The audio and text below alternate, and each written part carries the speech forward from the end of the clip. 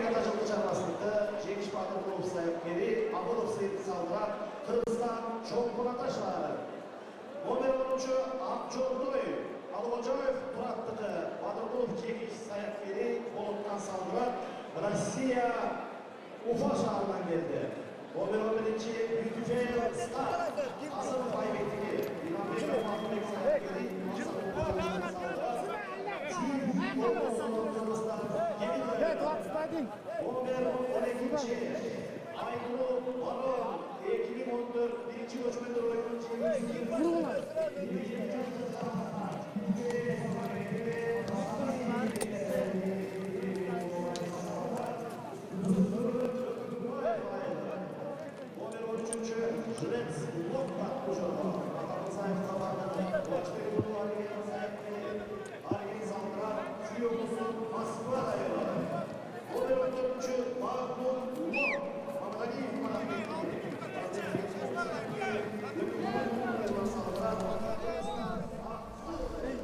Саламатсыздар мекендештер, саламатсыздарбы? Ат ойындарының күйөрмандары НТС Спорт жана НТС каналы назарыңыздарды Чолпон атанын жанындагы Касиет Ысык көлдүн жээгиндеги ат майданга бурмакчы. Түз эфирде азыр жорго салыш боюнча беттешме башталуу алдында турат жана ал дээрлик башталды. Жалпысынан 27 катышуучу бар.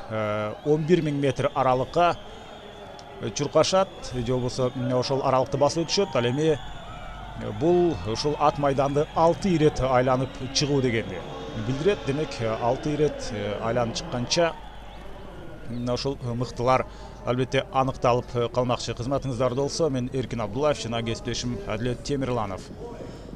Доброго времени суток, уважаемые телезрители. Мы приветствуем вас в селе Бахтудулюнту на ипподроме, где у нас сегодня по программе идут скачки в категории в разделе Джорго Салыш, дистанция 11 тысяч метров, и пошел первый круг. Вообще Джорго Салыш — это очень увлекательный вид спорта, в частности это гонка между иноходцами. Если говорить об истории этих скачек, то, конечно, Джорго Салыш является традиционным видом скачек кыргызского народа. В каждой команде должны быть 2 иноходца, 2 наездника, 2 тренера и 2 конюха.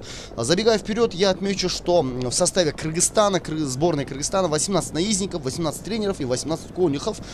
Со всех областей представлены скакуны и наездники, также по одному из города Ош и Бишкек.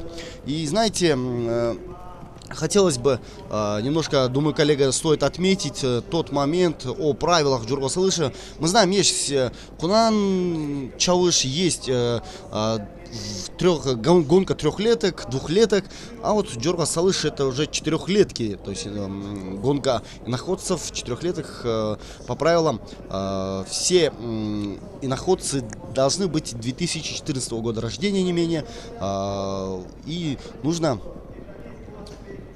отметить то, что в Джорго Салыше забег происходит иноходцев всех возрастов, то есть поэтому эта скачка, эти гонки, конечно, должны быть очень интересными. Впереди очень много дистанций, то есть еще 5 кругов есть, и мы видим, как в белом колпаке и в белом камзоле под первым номером сейчас идет всеми известный, прославленный наездник, джокей и также тренер Вулкан.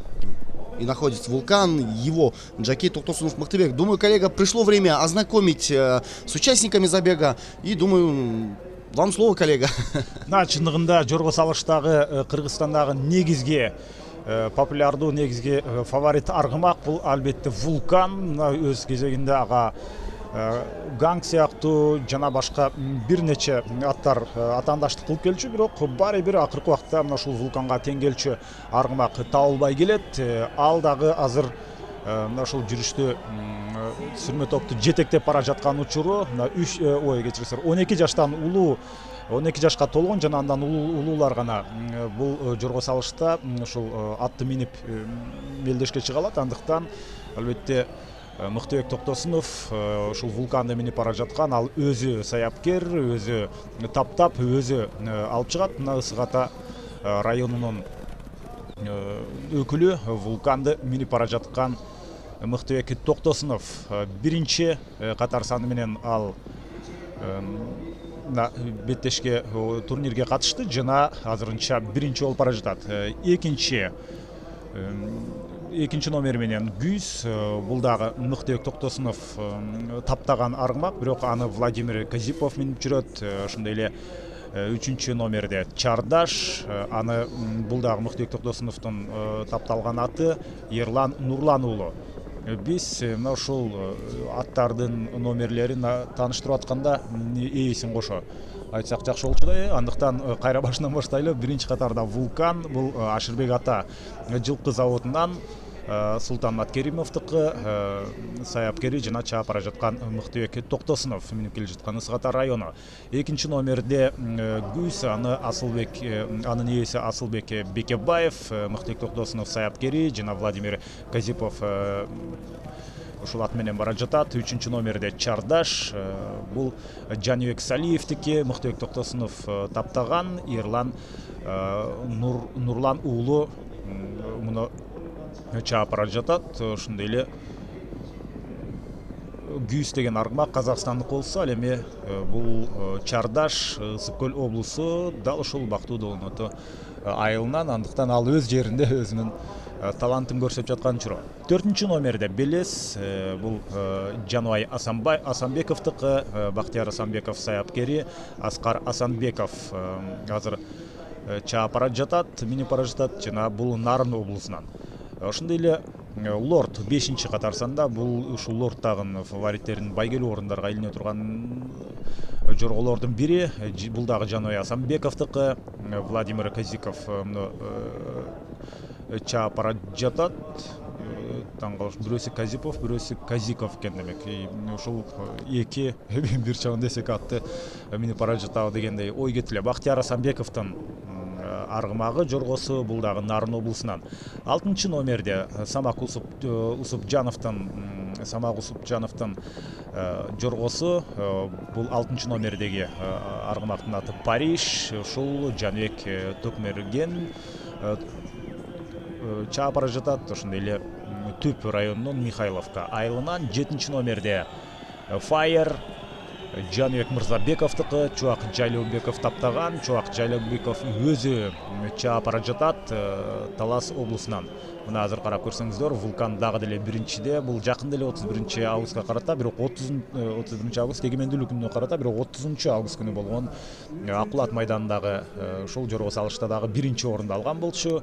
Ага чейин дагы дээрлик бардык турнирлерде биринчи орунду, жок эле дегенде экинчи, үчүнчү орунду, байгелүү орундарды алып келет. 30дан көп ирет өзүнүн ошол ири турнирлерге катышкан болсо, эгерде мен жаңылбасам, ошолордун 27-синде алтын медаль алган, биринчи орунду алган аргымак. Биз так Файерди айттык, андан ары 8-чи Дефис Шамил Өмүракуновдуку, Дамир Акунов саяпкери, Нурел Асангалиев чаап бара жатат Ат Башы районунан. Ошондой эле Каулан 9-чу номерде Асанбек ата жылкы заводунан Жеңиш Батыркуловдуку, Сыймык Абылов минип бара жатат Чолпон ата шаары.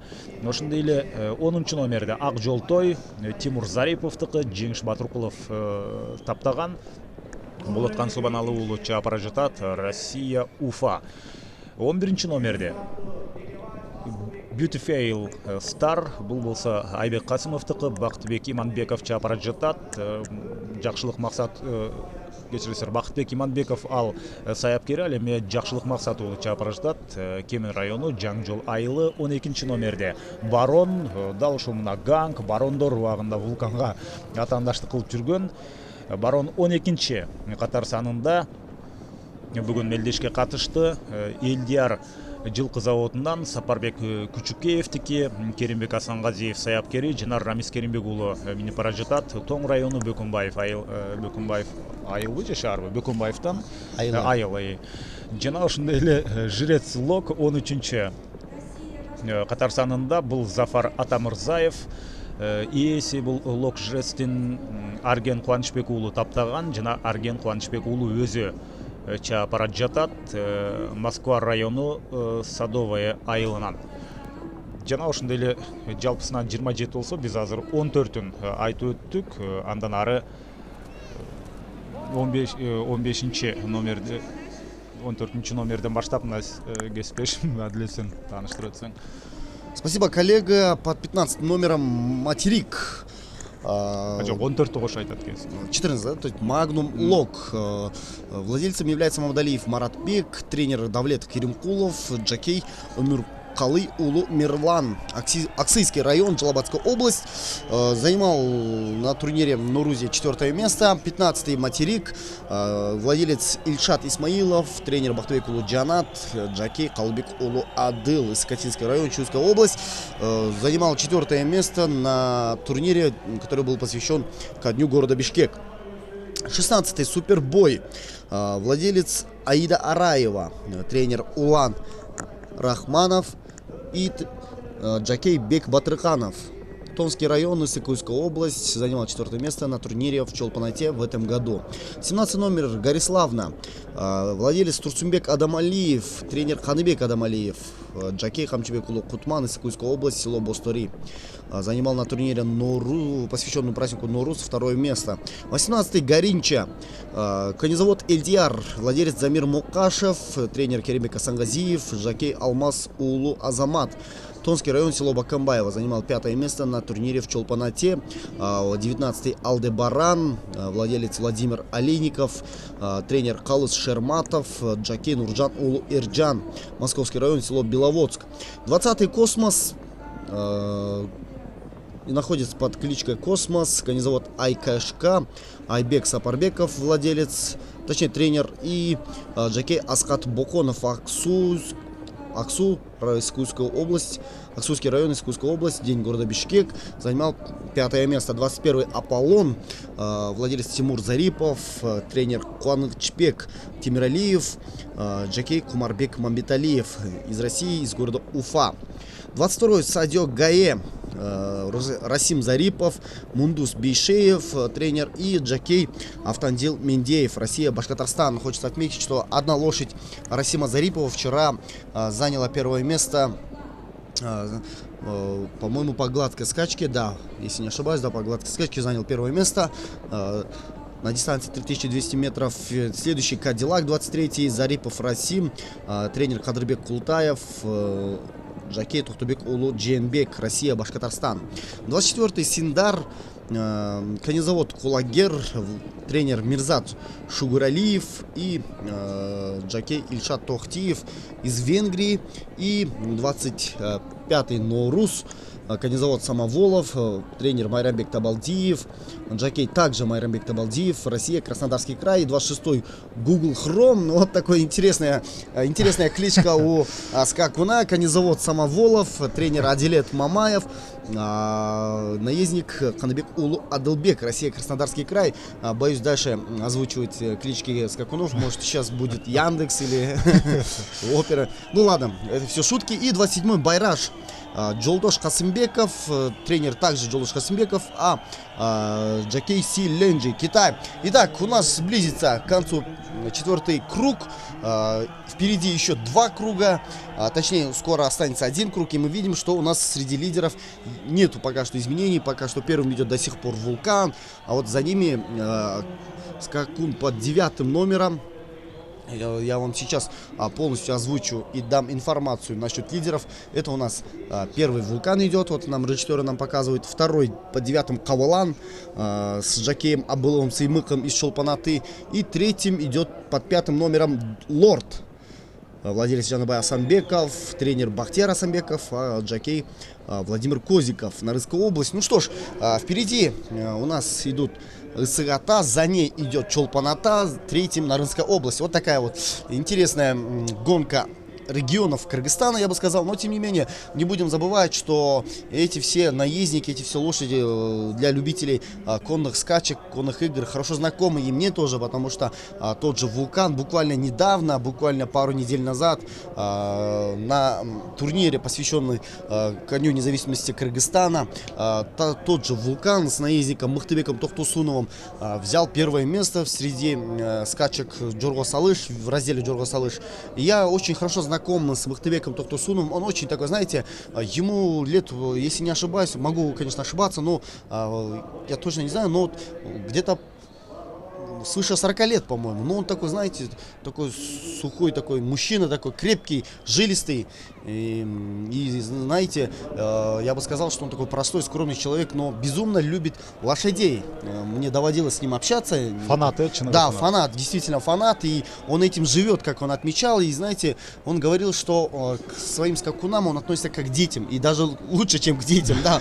Но тем не менее, так и должно быть, знаете, коллега, потому что скачки — это такой вид спорта специфичный такой, где все должно быть по порядку, индивидуальный подход должен быть к лошадям, есть специальная программа, то есть это не просто так там взять какого-то жеребца такого красивого, да, и там на нем скакать. Нет, там есть огромная база подготовки, то есть есть должны быть определенные условия, нужно определенное время кормить, поить и также обучать. Так что это очень, знаете, энергозатратно, и, знаете, очень много труда вкладывается в это. И в конце концов, хорошие жеребцы, хорошие скакуны, конечно, благодарят своих хозяев должным образом, потому что за один сезон в среднем, как отмечают специалисты, хорошая скаковая лошадь может заработать несколько машин и пару тысяч долларов. И думаю, знаете, в контексте призовых, честно говоря, даже в других видах спорта, таких как футбол, волейбол и баскетбол, да, популярный, и борьба,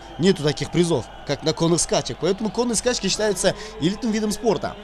Албетте дал ошондой, жана ошол эле учурда бул азыр Мыктыбек Токтосунов сыяктуу чабандестер, саяткерлер алар каражат жагына алгач көңүл бурбайт. Биринчи кезекте ушул чыныгы спорттук таймаш статус алар үчүн өтө белгилүү. Мына күйөрмандардын алдынан алардын колдоосу менен өтүп бара жатат. Ошентип эң акыркы кругка, айлампага бул жакта кетип бара жаткан учуру деп айтсак болот. Эсиңиздерге салып өтөлү, булар 11 000 метр же болбосо 11 километр аралыкка жөнөштү бул жорголор. Ошондой эле биринчиде Вулкан бара жаткан болсо, дагы деле Мыктыбек Токтосунов менен ошондой эле экинчи, үчүнчү орунду Лорд менен Каулан бара жатты эле. Азыр болсо Каулан бир топ Вулканга жакындап калган экен. Ал эми Лорд ошентип үчүнчүдө бара жатат. Лорд менен Кауландын ортосундагы аралыктагы кадимкидей көйүп бара жатат.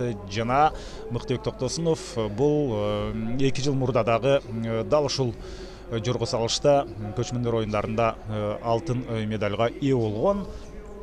Бул Вулкан быйыл Норус майрамына карата болгон Акбулат майданындагы мелдеште анда дагы биринчи орунду алган болчу. Байгелери өтө көп. Алардын катарын азыр ушул 3-чү дүйнөлүк көчмөндөр оюндарындагы мелдеш менен толуктагысы келип жатат. Эң акыркы айлампа мына 16 минутта булар жол жүрүп коюшту.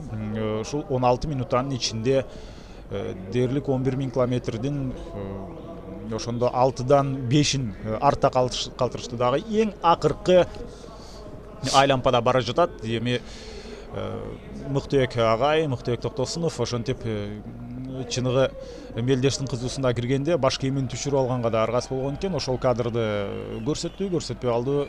Жеке мен байкабай калдым. Чындыгында ушундай Вулкан өтө жогорку ылдамдыкты кармап кеткенби, жана шамалга баш кийим учуп кетти окшойт.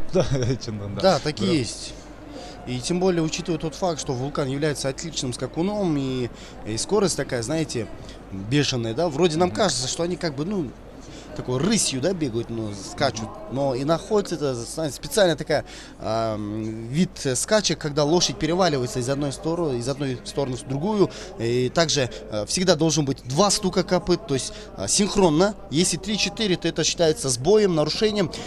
После 3 нарушений в дёрго салыше автоматически лошадь дисквалифицируется. Поэтому, когда издалека смотришь на иноходцев, то это, конечно, кажется, как будто они плывут.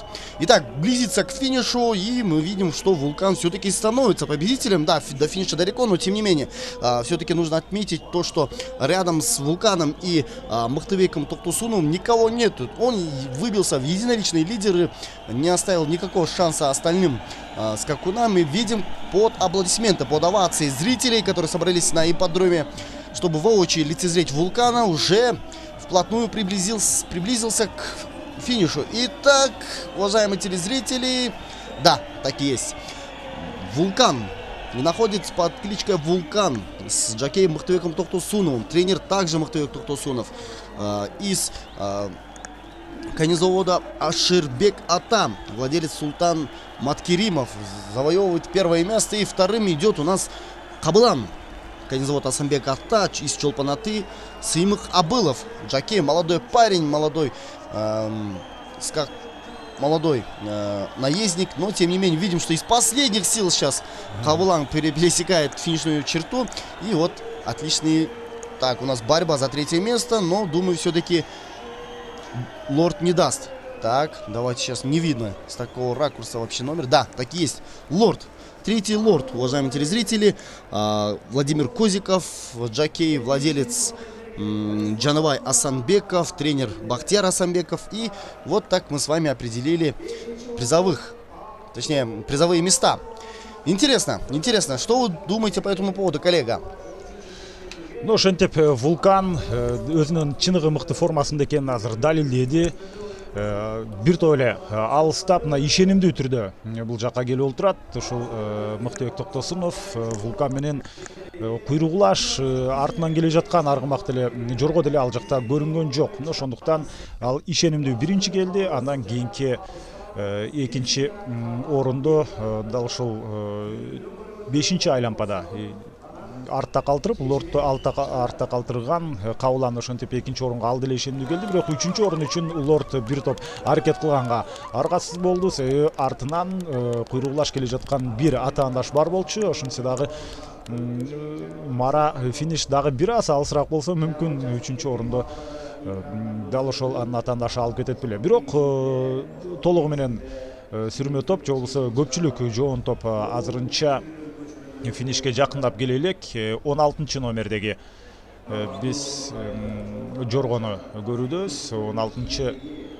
16-чы номерде ким экенин айта турган болсок, Супер Бой деген аргымак, Аида Араеваныкы, Улан Рахманов саяпкери, Жанабек Батырканов ошол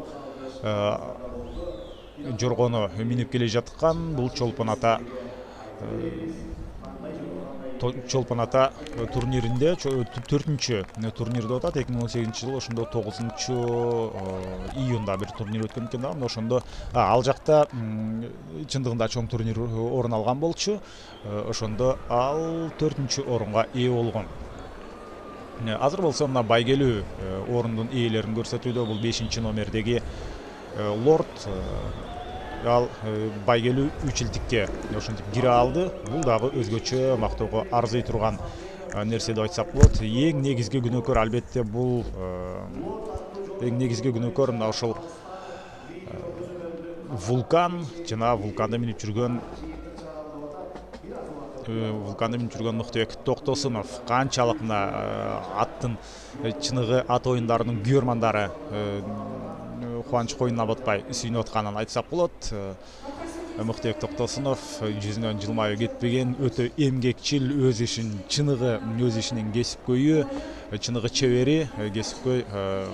Ошол Мыктыбек Токтосунов ошентип биринчи орунду алды. Арткы фонду карап көрүңүздөр, булуттар тим эле күнгө чагылышып, албетте бул Ысык көлдүн жээги, ары жагында тоо көрүнүп, бери жагында суу чалкып, Ысык көл чалкып жаткан мезгили дагы дал ошол жерде азыр жорго салыш боюнча 11.000 километр, 11.000 метр кечиресиздер, 11.000 метр аралык соңуна чыкты. Азыр албетте сыйлоо аз эми орун алат. Биз алгачкы үчтүктү аныктап калдык, бирок андан кийинки 4-чү, 5-чи орунду, андан ары кийинки орунду алгандар үчүн деле албетте байге фонду атайын каралган. Аларга дагы сыйлыктар тапшырылат. Бирок эң негизгиси мына ушул 3 аргымак, 3 жорго. Булар албетте Вулкан, Кабылан жана ошондой эле Лорд. Лорд Нарын облусунан келген жорго, Кабылан болсо Чолпон-Атадан. Мына азыр бизге бул эпизод таң калыштуу. Жо фиништен 2-чи номер, бул жерде 9-чу номердеги жок, бул башка айланып окшойт. Анткени эгерде бул финиш боло турган болсо, Кабылан бул жерде чийинден экинчи жолу өткөн эле, кийинчирээк ушул Лордтон. Бирок бул ага чейинки айланпалар экен. Ал эми дал ушул жерде мына кантип кабылан лордту артта калтырып кеткенин көрдүк. Албетте биз жаңылдыкпы деген да ой келип кетти эле. Чындыгында кабылан ишенимдүү түрдө экинчи орунду алды. Бизге азыркы финишке келген учурда эмес, ал бир нече айлампа мурдагы абалды көрсөтүп атат. Мына эми сыйлык тапшыруу аземи орун ала турган болуп калды. Ар бир орунга өзүнчө байгелер. Ушул жерден 3-орунга 150 000 сом экени көрүндү. Байге фонду албетте аз эмес. Жана кабыланды минип жүргөн Сыймык Абылов жаш чабандес. Сиздердин назарыңыздарда өз аргымагын ошентип экинчи алып келди. Албетте Мыктыбек Токтосуновго каршы туруу өтө кыйын. Андыктан эгерде Вулканды алып кое турган болсок, андан кийинки калган 26 жоргонун ичинен кабылан биринчи келди десек болот. Вулканга акыркы учурда татыктуу атаандаш дээрлик табылбай келет. Бир кезде Ганг менен Вулкандын өзгөчө тиреши орун алчу, ошол учурда Барон кадимкидей аралашып, ушул жорголор бири-бирине каршы тирешип келген болсо, азыр мына Лорд, ошондой эле Кабылан дагы бир нече бул жакта аты аталбай калган жорголор, ошолордун баары байгелүү орундарга көбүнчө сийлинип келген. Бирок бул учурда ушул 3 илтикке кирүү үчүн албетте 3 гана жоргонун баага ачылды. Чындыгында ушул ат оюндарында өтө көп айтылган сөз бар. Ат чуркабайт, бак чуркайт, бак чуркабайт, тап чуркайт деп. Ат чуркабайт, тап чуркайт, тап чуркабайт, бак чуркайт деп. Мына кайсыл аттын албетте баага ачылып, жолу болуп кетсе, ошол ат, ошол жорго албетте ийгилик жаратат. Биз болсо азыр ошол байгелүү орундун ээлерин атайын белгиленген жерден күтүп жаткан учурубуз. Мындан кийин болсо ат чабыш орун алмакчы. Кечээ бир нече ушул ат оюндарынын түрлөрү боюнча мелдештер орун алды. Ал жакта кунан чабыш, ошол эле кунан жорго көптөгөн эмес 4 түрү боюнча болду дагы. Эми бүгүн болсо ошол жорго салыш менен ошол эле учурда жорго салыштан сырткары ат чабыш орун алмакчы. Чоң ат чабыш бул сыйлык тапшыруу аземдеринен кийин старт алат. Ат чабышта алар 11 айлампа жүрүшөт, дагы 22 000 метр, же болбосо 22 километрге жол жүрүшөт. Ал 12:50 башталат. Жана мындан кийин демек ортодо тыныгуу орун ала тургандай болуп тур. 12:35-тен 12:50-гө чейин ат чабышка ушул өздөрүнүн жана тизмеге кошуп, ошолорду тактап, анын номерлерин тактай турган атайын демек уюштуруучулардын жумушу бар экен. Дагы 12:50-дө биз ат чабышты баштайбыз. Эң кызыктуу ушул көчмөндөр оюндарындагы, негизи ат оюндарындагы эң кызыктуу учур, көрмандардын бүйүрүн кызыткан мезгил дал ушул ат чабышты айтсак болот. Аламан байге деп айтып жүрүшөт, же болбосо чоң ат чабыш деп айтсак аябай туура болот. Мына ушул чоң ат чабыш бул жерде 22 километрге жол жүрүшөт. 3-чү орундан баштайт экенбиз. Демек ага чейинкилерге байгелерин мына жөн гана өздөрүн алып барып берип коюшат дагы. Ал эми 1-чи орундан 3-чү орунга чейинки жорголорго ошол атайын күйөрмандардын көзүнчө сыйлыктар тапшырыла турган болду. 150 000 сом менен 150 000 сом менен сыйланган Лорд Самрук Пантера. Демек бул энеси жана атасы ошол Самрук Пантерадан төрөлгөн Лорд, туулган Лорд. Бул болсо Жанубай Асанбековдуку. Ошондой эле Бактияр Асанбеков таптайт жана Владимир Козиков Нарын облусунан. Азыр болсо бизге 2-чи орунду көрсөтүп атат. Бул 2-чи орунду алган 9-чу номердеги Кабылан. Асанбек ата жылкы заводунан Жеңиш Батыркуловдуку Сыймык Абылов чапты жана бул Чолпон ата шаарынын жоргосу экенин эсиңиздерге салалы. Дал ушул 3-2 орунду алган жорголорду, алардын ээсин жана аларды чапкан тиешелүү бардык ошол команданы жеңиштери менен куттуктайбыз. Эң башкысы азыр мына 1-орун алтын медалдын ээси Вулкан жана Мыктыбек Токтосунов. Дагы бир жолу эсиңиздерге салып өтөлү. Ашырбек Ата жылкы заводунан Султан Маткеримовдун жоргосу.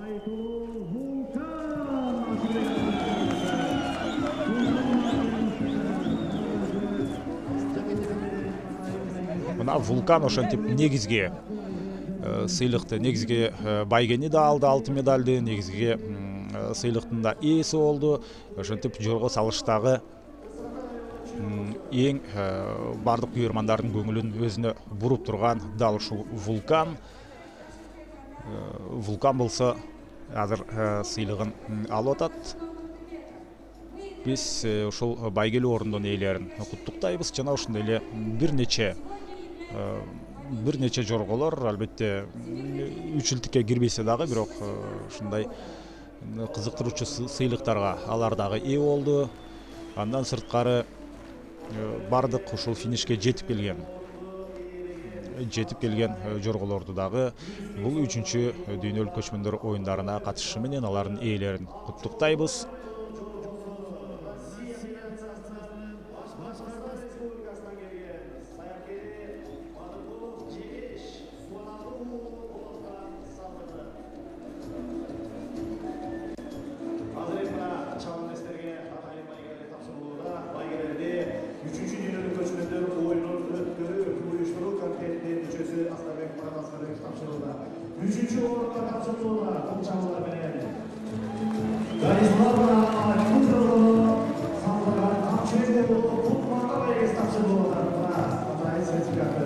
Екінші орынды иелеген Алан номер 9-чы Азамбек Разымшағызымызды Абылов сыйлыққа егіз тапсырылуда. Чоңқырдашылары жана 1-ші орын берген Мыктыбек Токтосуновдун ойынан алтын медаль саралды.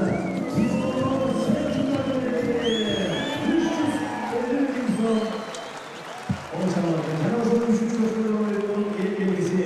Элизабет Чоңчарагын эсептеген сөзгө шоё.